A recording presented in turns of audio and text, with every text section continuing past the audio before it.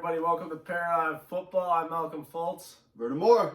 Coming off a great divisional weekend of football. Playoff football is fantastic. Started off on a sour note. The Vikings falling to the San Francisco 49ers, as expected. But it was a brutal performance by the Vikings offense. That 49ers defense, best in the league. It's amazing to me that the 49ers are going to be able to keep Robert Saleh for another year. It looks like the Browns went in another direction, assuming there's no more head coach firings. It looks like Robert Saleh is going to be retained by the San Francisco 49ers. They're going to go into next year with the best young offensive mind in football in Kyle Shanahan and the best young defensive mind in football, in my opinion, in Robert Saleh. This defense is going to be amazing next year. I think the offense is only going to grow. 49ers, they're going to be good for a while. I think they're going to win it this year, but I think they have a shot to be in the Super Bowl contention for many years to come. Yeah, and obviously you look at the pedigree and what this defense or what this team is made up, and it's made around their defense. And I'm a defensive guy, played defense through college, and I love defensive football teams. And when you look at this team with the way their defensive line is built, that young defensive line, and then you have that secondary. Yeah, Richard Sherman's getting up there, but he's going to teach some young bucks some things. Maybe they draft a couple of good DBs. You can always get good DBs in secondary, late in the draft. So that's not going to be too much of a big deal going forward. It was a sad note because we did expect the Vikings to lose to the 49ers. I always root for them, but maybe not like that. Like nobody ever wants to just go out and just get manhandled. You see the whole being held at 21 rushing yards. Like, come on, we got Cook, and we can't even run more than 21 rushing yards. But yes, a little bit to about what the Vikings are made up of this year. I think two things, they struggle in the big moment. You never know, Cousins has that primetime type feel where he can't just get by those big moments or primetime games. And I don't know. We got to do something. We got to be able to figure out what is going on with our offensive line for the Vikings. And I wish I had the answer. I wish I knew, something to do, wave my magical wand and just poof, have a great offensive line. But I think it all boils down for the Vikings, the lack of offensive line. Well, here's what the San Francisco 49ers did, because there were three things the Minnesota Vikings offense did well all year. They were able to run the ball well, they had amazing screen passes, and then they also were really good off play action. On play action passes in this game, Kirk Cousins almost got blown up a couple times trying to roll out. They held Dalvin Cook to 18 yards rushing, just 21 rushing yards for the team. And then the screen passes looked pretty awful. They got blown up every time. Like in the Lions game earlier this year, I think the Vikings had 8 first downs on all 8 of their screen passes. So the 49ers defense, Robert Saleh figured out this Vikings offense and put together a scheme that was able to completely stop what they've done well all year. I'm just so blown away by the amazing defensive performance. You look at the numbers on the screen, just 7 first downs in a playoff game, 6 sacks, 5 different players, all first-round picks had sacks. Nick Bosa had 2, 147 rush yards, or 147 total yards. It was, as you said, coming into the game, what was the difference between a good Kirk Cousins performance and a bad one was what kind of a pass rush is he going to be facing? And he faced a really good one. Yeah, so, I know I'm being really tough on the Vikings offensive line. They had 4 really good defensive linemen. Like, any one of those players by themselves would have been like, okay, if we can stop Nick Bosa, DeForest Buckner, if we can stop these guys, you get 4 of them? That's tough. So I already knew going into it that was going to be the main issue and why the Vikings was going to struggle. But going forward with the 49ers, they have that young defense. And with that young-minded defensive coach, great talent. And the key testament to a good defensive coordinator is being able to adjust to your competition and who you're going to play that week. And you see the 49ers coach is able to adjust and take away some of the strengths of the team that they're playing. So that will obviously keep them in the game, any game, and they'll adjust. So with that being said, absolutely. I think they're the best team left in the tournament. They are so good at coaching on offense and defense, and they have so much talent. They're able to run the ball really well. Jimmy G, we saw in the Saints game earlier in the regular season, is able to put the team on his back if need be. They just haven't had to do that.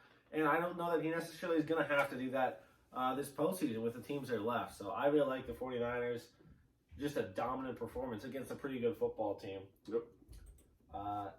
Later that day, we had the Titans pulling off this massive, massive upset. Fantastic football. The number 1 seed, the Ravens, falls one and done. Everybody had such high hopes, thought the Ravens were a lock for the Super Bowl, but Derrick Henry proved to be unstoppable yet again. 195 yards on 30 carries. Only player ever to have 185 yards rushing in 3 straight games, regular or postseason. The guy's unstoppable right now. Mm-hmm. And, you know, the Titans, offensively, they're getting it done. They're doing what they need to do to keep the ball moving. Obviously, we said last week if they could keep it close, if they could jump out to a good start, they had probably one of the best starts I've seen them have all year. Absolutely. And that was key to the game so that they could play their game. Their game is running the ball. You never want to go away from your game. Obviously, they can throw the ball a little bit, but anytime you can be comfortable and just call whatever your playbooks, is for your regular schedule for the game, that's key. That was key to keeping the Titans comfortable through this game, because we all know if they had to go outside the lines and kind of do some different things, it's a toss-up what could happen. Now, with the Ravens, we talked about this earlier, but they're with now being shown, their key was also how they were going to start. And with them coming from behind, I don't think they've had to start from behind very many times this year, come from behind to win. It's been big leads for the Ravens all year, which means that they're able to run up the score. They blew out a lot of teams because they get ahead early. And their offense, they're going to keep running that run style, the option plays with Lamar Jackson, Mark Ingram, who's a little banged up in this one, which slowed their offense down. But they abandoned, I thought, a little too soon. They fell down 14-0, and I thought they abandoned the run a little bit more than they should have. I thought, that's a small, it's just 2-possession game. You can make that up. You should keep playing your normal offense. But I thought they abandoned the run a little too soon. And Lamar Jackson dropped back to pass 59 times, 22 more than he had all year. That's just not how you win games if you're the Baltimore Ravens. Lamar Jackson is a lot better of a thrower than he was last year, but he's still not that drop back 50 times a game and win you the football game, especially with the weapons he has. Yeah. So I thought they abandoned their offense, and the Titans got that lead early, which allowed them to just pound Derrick Henry over and over again, play the kind of football that they wanted to play, and the Ravens weren't able to play the football that they wanted to play. So really, that was the story of the game. Yeah. And I might say some controversial things where you might not agree with me. I want to hear about it. But I do not think, and I know this is pretty controversial, Lamar Jackson is the quarterback that a lot of people are going to be hoping that he is. And this is what I mean. A lot of people are thinking, especially after the season he had, the MVP season, he was a great talent, great quarterback, did what he needed to do, kept win games. I mean, he's unstoppable for most of the games.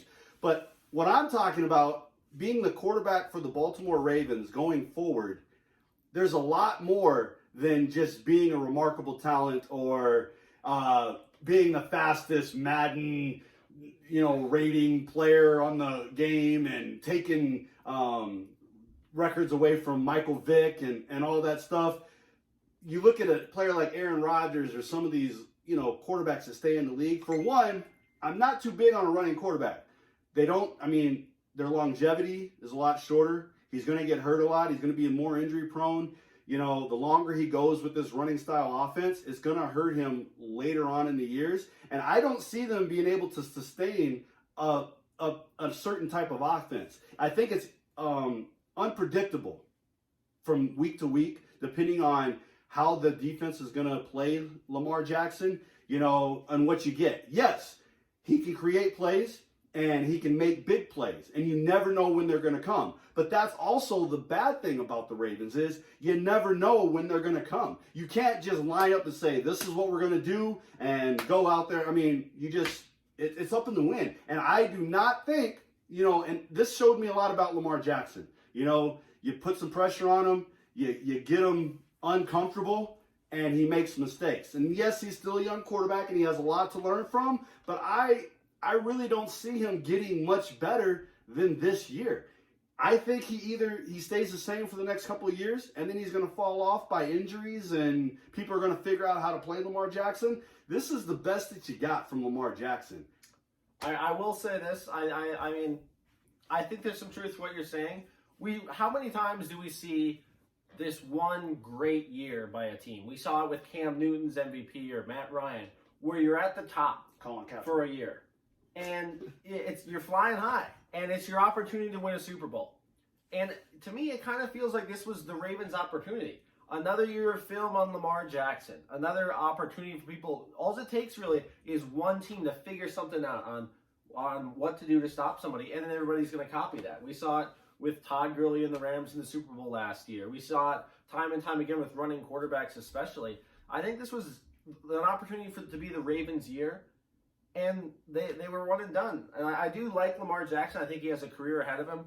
But let's be honest, the real guy who's going to be the top-level quarterback in this league for years to come is going to be Patrick Mahomes. He's a much more natural thrower of the football. I do like Lamar Jackson. I'd love to have him as a quarterback, but he's not going. I don't think this is going to be like a dynasty. We've seen it time and time again. We thought the Packers were going to be a dynasty. Aaron Rodgers made it to the Super Bowl, hasn't been back since.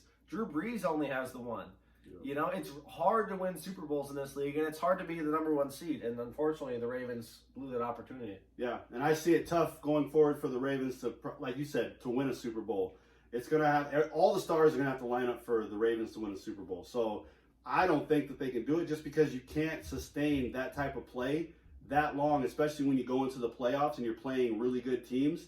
You got to make plays, and unless Lamar Jackson can figure out how to throw the ball and be able to stay in the pocket, he's not going to make it to the Super Bowl. Sunday slate. The Kansas City Chiefs and the Houston Texans. This was some game. We saw how important momentum is in a football game. The Houston Texans jumped out to this amazing start. Seemed kind of fluky with the blocked punt, the muffed punt by Tyreek Hill, and they jumped out to a 24-0 lead. And then the momentum started to shift. And wow, oh wow, the Kansas City Chiefs made up a 24-point deficit by halftime. It was a completely different game. Like, that was a stunning first half. I believe most points ever in the first half of a playoff game.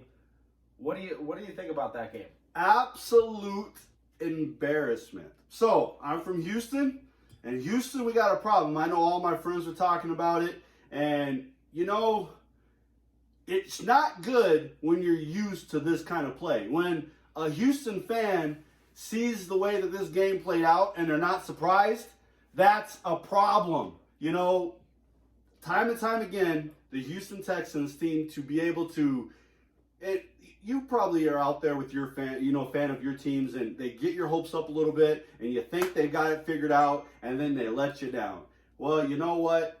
The Texans are one of them teams, and I'd like to say that it's going to change, and I hope that it's different, but I don't know if we're cursed or what, and I don't like to leave it up to, like, you know, fictional stuff, but there's something wrong with the Texans, and I think definitely Bill O'Brien is done, and they're going to need to move on, and there's going to be there needs to be a change, you know, because they had the talent to do it. Just like they fired Cowboys Jason Garrett. He had the greatest talent in the world to do whatever he needed to do. He didn't get into the playoffs. Good job, Bill O'Brien, for getting the Texans to the playoffs. But you got to do something with it. You can't just get the team to the playoffs and keep your job every year if you can't motivate your team from week to week to do something. So, Bill O'Brien's going to be done. Texans need to move on and do something. Watson, good quarterback, but you got to do more than that. This is what we see out of the Houston Texans every single year. We saw it twice this year in the regular season, coming off their two biggest wins against the Patriots and against the Kansas City Chiefs. And the next week, they lost at home to the Colts and at home to the Broncos. Every year we see these types of letdowns. I think at some point, you got to question the coaching. When a team has this much talent, can't get consistent playoff wins, they should be a contender every year. And every year we see them struggle to win the division. Mm-hmm. They need to be doing a lot more. I think you can't be wasting Deshaun Watson's prime. I don't have a big dislike for Bill O'Brien because he's probably done some good things. He's built this playoff level roster. He's been the GM as well as the head coach. But you got to at some point challenge what's going on with this football team because they should be doing a lot better than they are. Kansas City Chiefs, what can you say about them? I mean, 321 yards, 5 touchdowns for Patrick Mahomes. Led the team in rushing. I thought they were going to run the ball a little better than they did, but they did what they needed to do. 51 points. Outscored the Texans 51-7 after the first quarter. Yeah, and what more do you say when you see that miraculous comeback? And, I got to be honest, even with the Texans having a 24-point lead, I still was waiting for the storm to erupt with the Kansas City Chiefs to go off. I knew, and even Bill O'Brien had to have known, that you need more than 24 points to beat the Kansas City Chiefs with that dynamic offense. So, and I've said it before, the Kansas City Chiefs have one of the most dynamic offense. I think they have the best passing attack in the NFL right now. And anytime you have that much talent on the field, anything can happen. So they're always in the game. You can never count them out. And they're going to be a tough team for years to come going forward because of Mahomes being so young and having that talent. You can always find fast receivers. And you get a deep threat, you keep Travis Kelce, that big, check down route. Mahomes can maybe break it out. He's mobile. He can run. So, and the biggest thing about the Kansas City Chiefs that I think, I got to get off the Texans, but I'm just going to go back and pause on it for one moment, is that they have the culture of winning with Andy Reid as the coach. He expects to win, and I think maybe that's what Texans need to learn here. They need to find that coach that can instill that culture within the team organization that expects more, that expects to win, that's not just satisfied with making it to the playoffs. I think the Kansas City Chiefs are the one team that can really have a shot to knock off the 49ers this year. You look at this wasn't the first time that the Chiefs scored 4 touchdowns in one quarter. They did in the Raiders game earlier in the year. No lead is safe on the Kansas City Chiefs. They made up a 24-point deficit in just one quarter, and it was an entirely new game. So the Kansas City Chiefs are dangerous, and I think you don't want to talk about dynasties. And I mean, with Andy Reid's age, I think it's kind of hard to predict how the Chiefs are going to do down the stretch. And we've seen what looks like dynasties before the Seahawks, Packers, and they just kind of fizzle out. But the Kansas City Chiefs, Patrick Mahomes, Andy Reid, the weapons they have, and the potential to improve the defense from what it is right now. This could be a dangerous team for many years to come, and I think they're probably going to be the Super Bowl representation for the AFC this year. Yeah, and we'll talk about that in later videos. Absolutely. I'm still going back and forth on it, but the Kansas City Chiefs are a good offensive threat. I think they hold those pieces and they have what it needs to do. The defense is the big question mark. You saw the two tails of the tape this season within their defense, whether they play good or bad. I mean, and they're playing good now, they have a chance to win any game. When they're playing bad, they're bad. Defense needs to get better, and better than what they are now even, I believe. Closing out the slate, we had the Green Bay Packers and the Seattle Seahawks. For me, this was just, I was a little too high on the Seattle Seahawks roster. I knew going in, we did the Contenders Pretenders video, and I said the Seahawks were a contender, despite losing Chris Carson.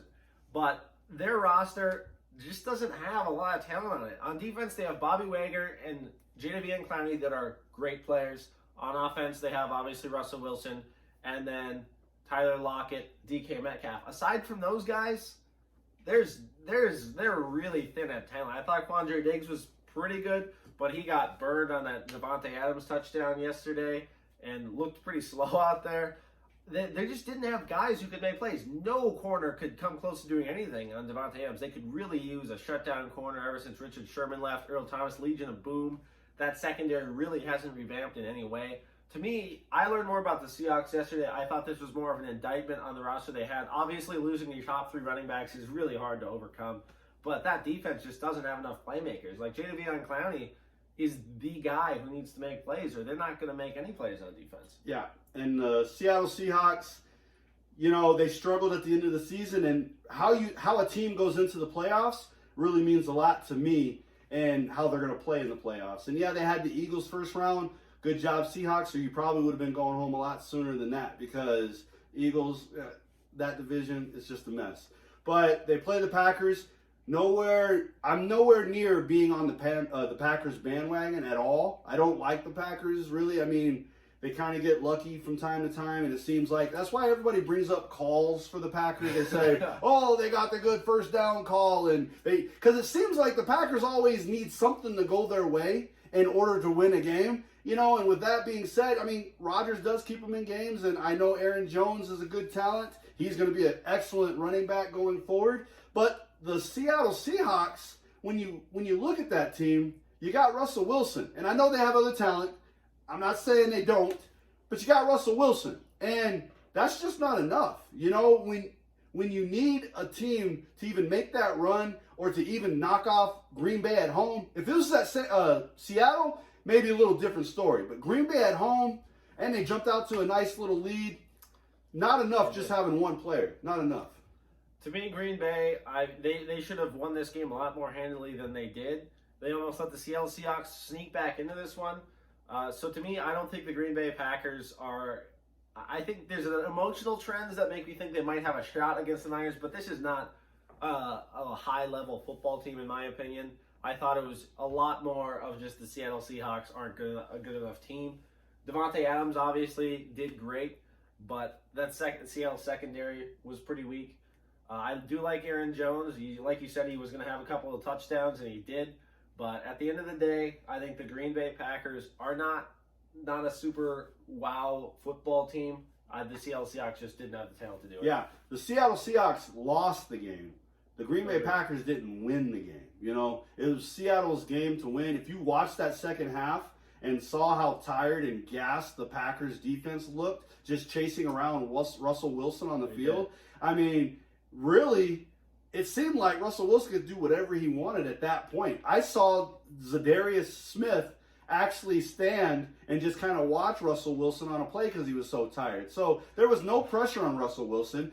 That just goes to show you that who does he have, to help him? He can't do it all himself. Now, the Packers, with that being said, they have a winning culture. So I think they expect always to win. That culture with Green Bay, they always expect to be in the game. They always expect to go to the playoffs. They always expect to win. And that goes a long way, with building a program or having a great team. They have that culture that's already the foundation. They have a good game manager in Aaron Rodgers. He's getting older.